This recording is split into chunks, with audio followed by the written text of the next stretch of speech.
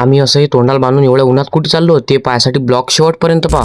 तर राम राम मंडळी. आता एवढ्या भरदुपारी आम्ही निघालोच गावाला जायला, पण एवढं ऊन तपून राहिलं की असं वाटतं अटूनच घरी चालले जा वापस. आता रस्त्यानं कुठे बी जाणं असलं की आपल्या इकडे थंड पाण्याची एकच सोय आहे, ते म्हणजे हे वाल. आणि कुठे बी गेलो म्हणजे आपण तो एकटं तर जातच नाही, रिकामी नख सोबत पाहिजे जातो. तसं आता हे एक नख सोबत आणलंच होतं मी. आता हे प्रवेशद्वार पाहून तर तुम्हाला समजलं असेल की सुनगाव आहे, आणि सुनगावले आपला भाषा असते. आता आम्ही त्याची तर भेट घ्यायला आलो, पण तो आमच्या अंग बोलायला तयार नाही, तो त्याच्यात गुंग आहे पुरा. आणि एवढ्या उन्हात अटी याचं कारण गडी हाच आहे. आता भाषा घिशाची भेट घेऊन आम्ही निघालो आवजी सिद्ध महाराजच्या मंदिराच्या इकडे. आता सुनगावात आलो म्हणजे आवजी महाराजचं दर्शन घेणे मोस्ट इम्पॉर्टंट आहे. आणि फेब्रुवारी महिन्यात या गावची यात्रा बी असते, मोठा भंडारा असते या गावले, आणि तेच म्हणजे आवजी महाराजचा. आता मंदिरात तो आलो, पण मंदिराला कुलूप होतं. आता त्या गोष्टीला काही इलाज तर नाही, पण आम्ही भैरूनच पाया लागून घेतले. आता जे आपले ब्लॉग रोज पाहतात तेले तर माहित असेल की आपल्या मित्राच्या बहिणीचं लग्न झालं आता 8 दिवसाच्या पहिले. फक्त यात एक असा ट्विस्ट होता की हे पत्रिकाची दिसून आहे तुम्हाला हे जवळ व्हायची इकडली होती. आता ते एवढ्या दिवसाच्या बाद आम्हाला ते मंदिरात दिसली. आता ते सगळं जाऊ द्या, आता आपण पेट्रोल कुठे बी जाता जाताच टाकतो, पण आज उलट झालं. आज तिकून याच्या पेट्रोल टाकलं, आणि पेट्रोल टाकल्यावर आम्ही घेतला टुनकी फाट्यात एकदम थंडागार सोडा. चला तर मग आता आम्ही जातो घरी. आजच्यासाठी एवढंच. भेटू मग पुढच्या ब्लॉग मध्ये.